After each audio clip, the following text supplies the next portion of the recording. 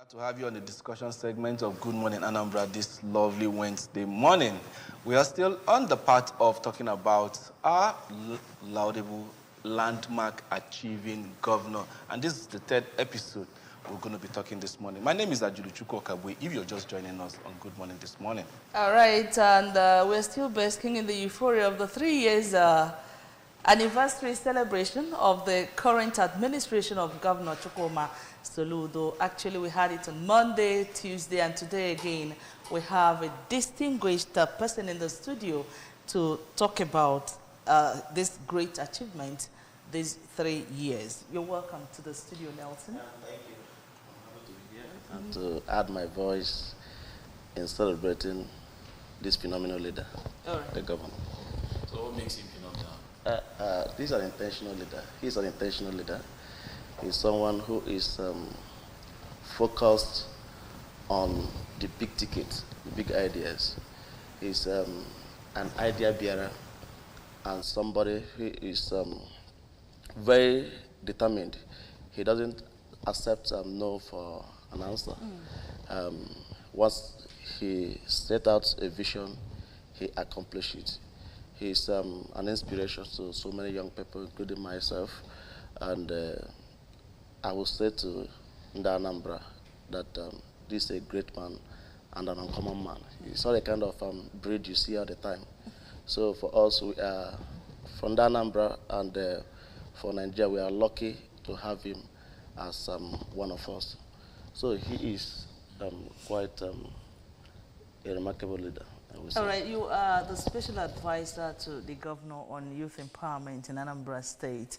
And of course, it seems the governor seems to be a youth at heart, and yeah, even in action. So, if you wouldn't mind to let us know, your experience these 3 years when it comes to youth empowerment under this present administration of Governor Chukwuma Soludo. Let me thank you, Nanya. Let me say that the governor came quite prepared. When I say he's an intentional leader, I say this with every sense of the word. Because before his election as a governor, he already had the People's Manifesto. That's the manifesto upon which, with which he is working. That contains a contract within Anambra. And there you will see clearly the plans he has for the young people. Page 4, for instance, talked about where he said that this administration is about the young people, about the youth, and about the youth. There also he talked about creating jobs for the youth. He talked about productive and sustainable youth engagement, youth training, and youth empowerment. If you get onto the social services component of the manifesto, where he talked about his investment in the young people, women, and in the health sector, you also see that under every category he has something for them. And I will say to you that true to his words, he has lived up to that expectation. And last night I was looking at the checklist of going through the manifesto, and I can tell you that he has ticked all the boxes. Checklist, all he promised in that manifesto as regards the youth, he has done that, and he has even exceeded what he promised. Talk about where he talked about getting the young people involved in leadership and political appointment. You can see that he has elevated the conversation.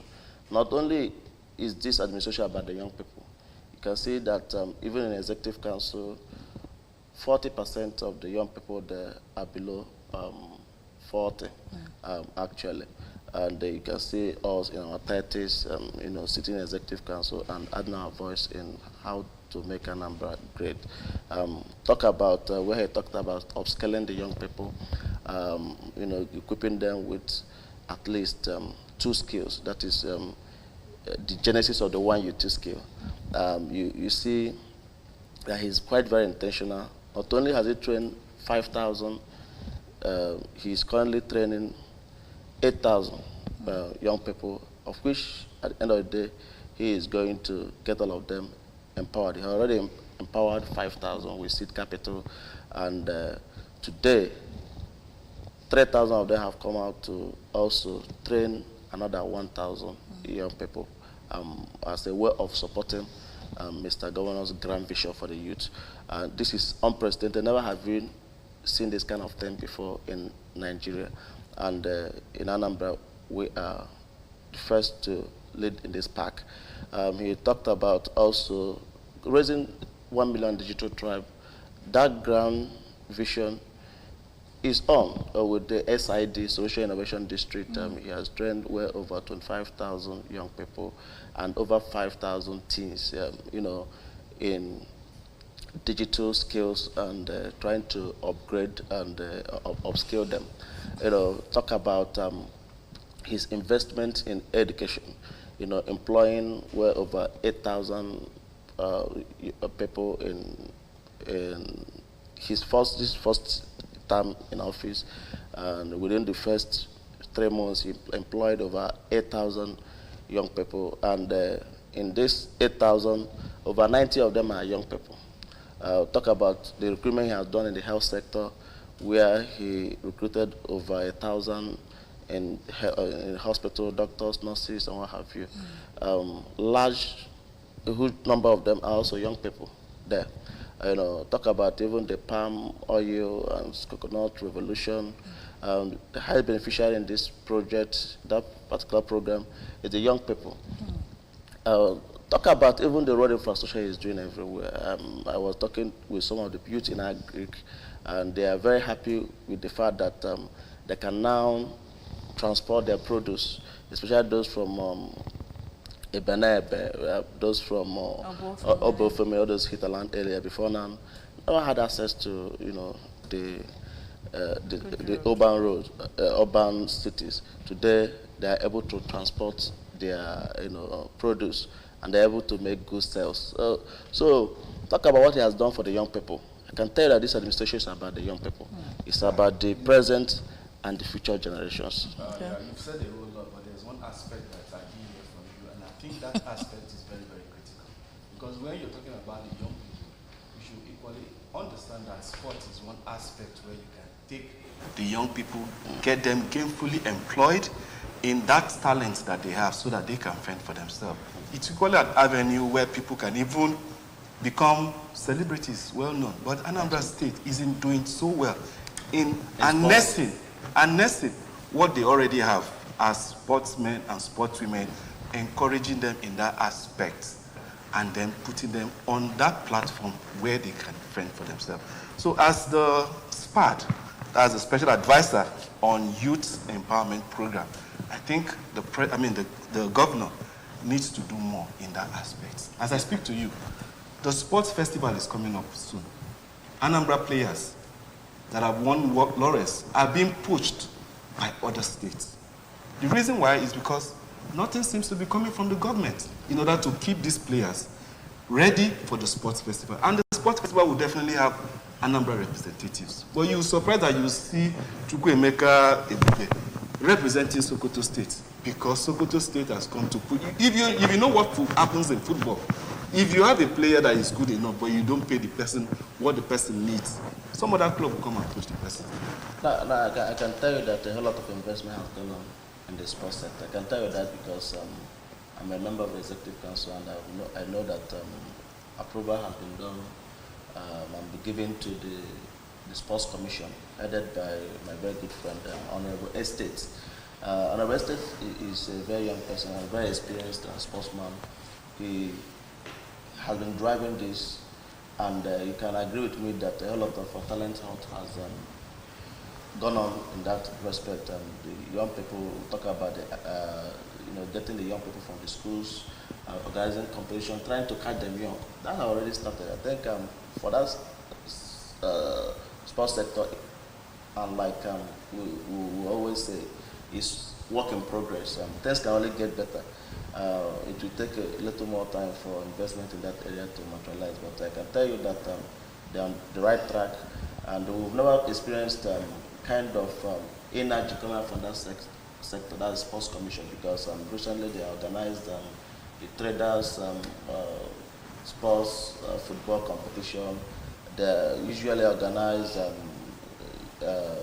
trainings, try to get and select very good talent that will ultimately be there to represent Anambra and to bring honor to Anambra. So I can tell you that no sector is being neglected, and that is the physical responsibility, if you like, strength of this administration.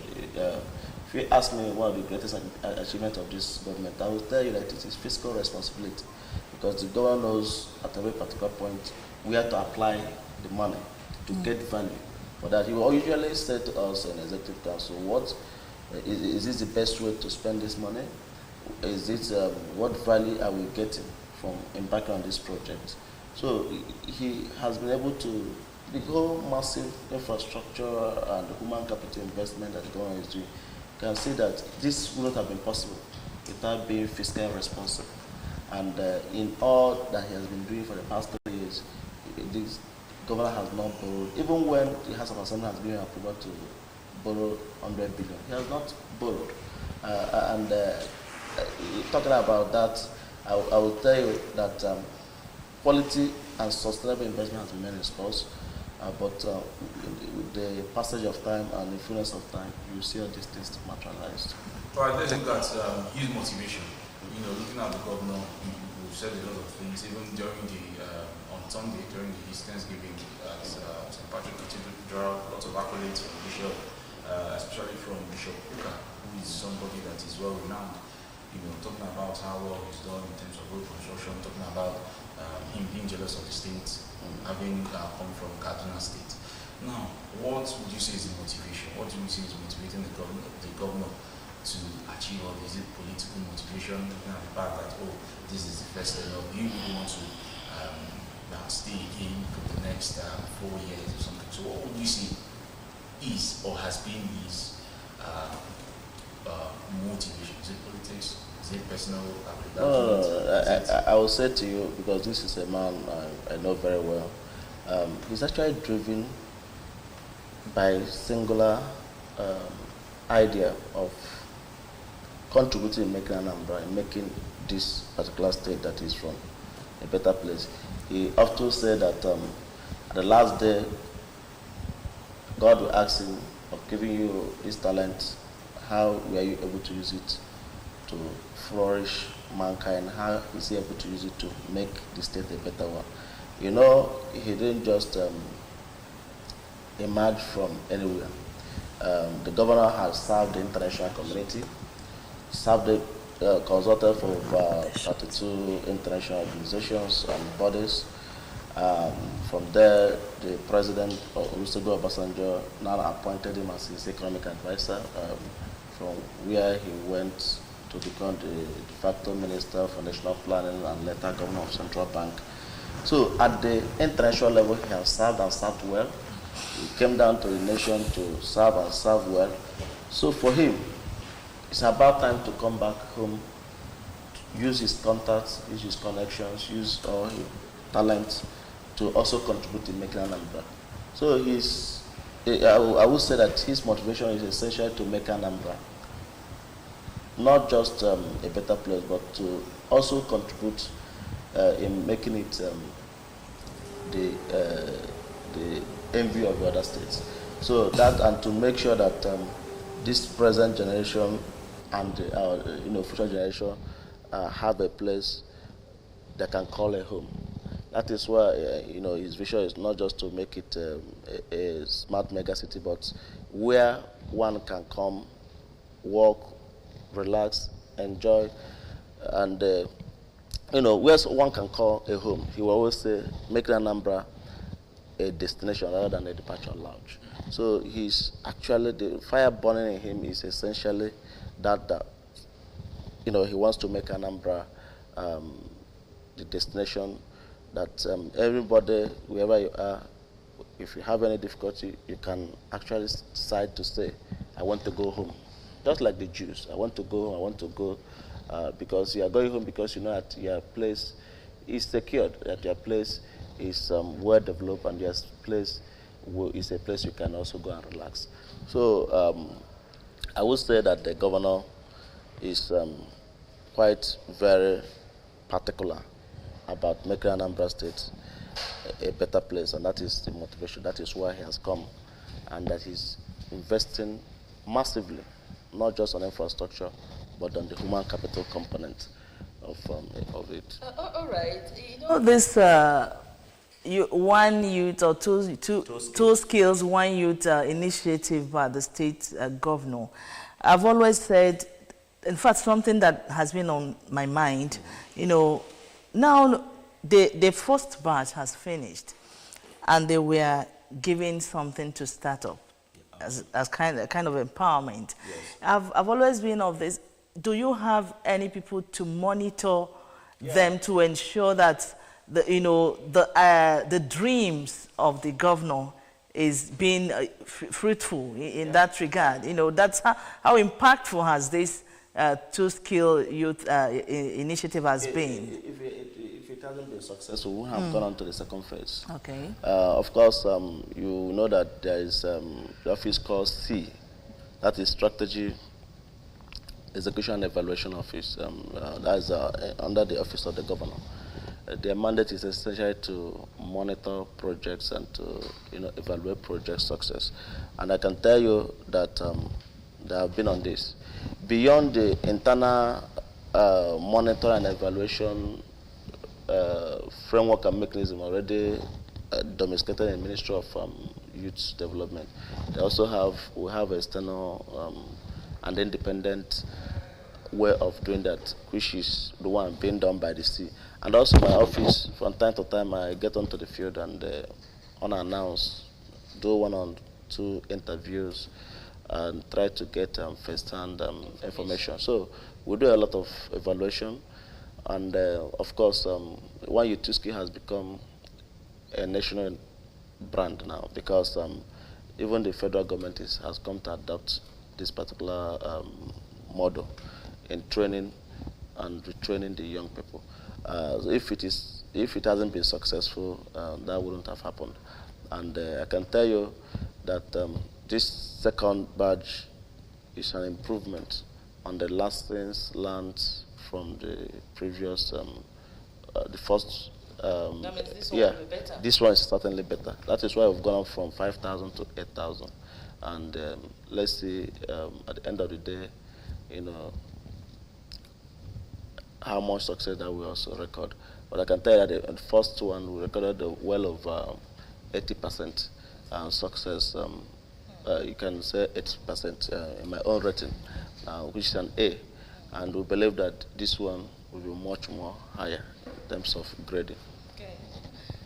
That's very interesting to know that Anambra State, under the leadership of Professor Chukwuma Charles Soludo, is giving the state, the national government, a template in order to work and then get Nigerian youth gainfully employed, so that we don't have the kind of recommendations that we have from the EFCC, as was captured in one of the papers this morning, saying that Nigerian youth are giving Nigerians a wrong image abroad.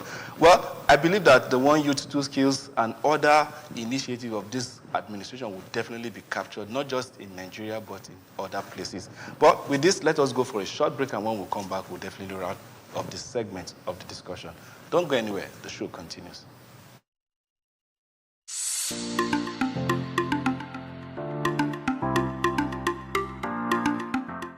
Enactment of some of the anti-squad security, which has helped a lot to stop, some of all these snatching, stealing, and so many other things happening in some business areas, like in Oka, like precisely in Ifite side. Before Governor Soludo's administration, there used to be so many touts and so many cultists and all these robbers disturbing business area. But ever since his office, there were so many body that he employed, so many anti-squad, anti-tout, and all these anti-courts. Since then, all those people, they have not become around. Even if they come and go, they don't come and operate again. I can see the handwork of our able governor, Professor Soludo. He has done so well. Yes, we can see the road network is good, security of life and property, very important, and the alleviation of poverty in the states. I commend him so well to keep it up. For some time now, I've been noticing the ongoing water project.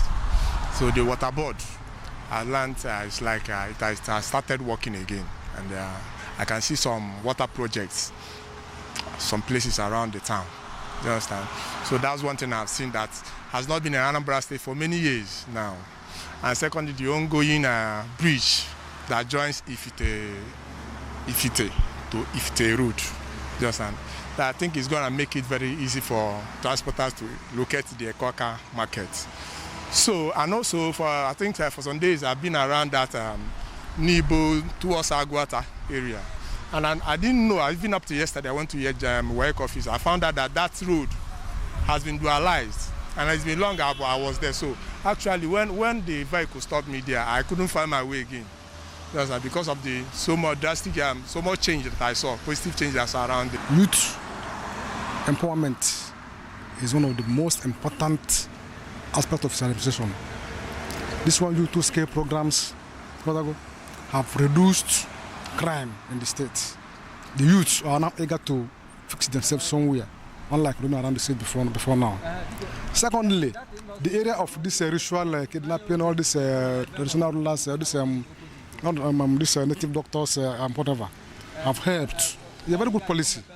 You can now see, we now know who is who.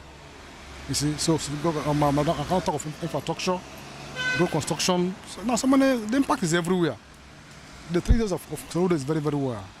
In fact, I tip him for second tenure.